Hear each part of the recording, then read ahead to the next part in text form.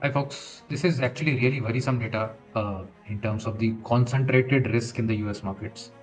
So, we've seen sort of three peak concentration events in the last 25 years. The first was in the year 2000, where market cap of Microsoft, Cisco, GE, Dell, Xom, WMT, Oracle, IBM, Citibank, and Nokia, they were at the peak.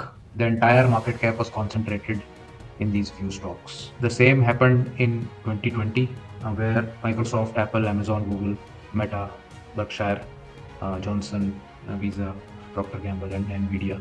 They were the ones leading the concentrated charge. And you can see that from 2000, where the concentration was at around 27% for these stocks, in 2020, it became nearly 32% of just the top 10 companies. Right now, as Nvidia has become $4 trillion of market cap, so Nvidia, Microsoft, Apple, Amazon, Meta, Google, AVGO, Tesla, Berkshire, and JP Morgan. These 10 are now occupying almost 38% of the S&P 500 stocks.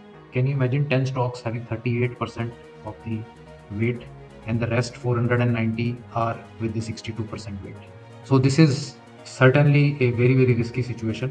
In the past also, these concentrations events have resulted in complete market smashdown. At some point, it may happen again. While nobody can really predict when it happens, how it happens, whether it will be at 38 or 42 or or 50%, but we must sort of prepare our minds that there is an event of that kind that may happen, and that will have global ramifications of all kinds, related industries, related stocks, and of course, once US markets, if it cracks, there is a spill off on the rest of the world as well, and money then chases the US market once again, coming out of emerging markets. So that fear, that risk, that event is getting nearer.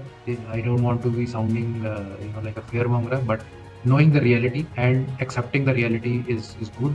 So in our minds, we should be prepared for a tough year sometimes.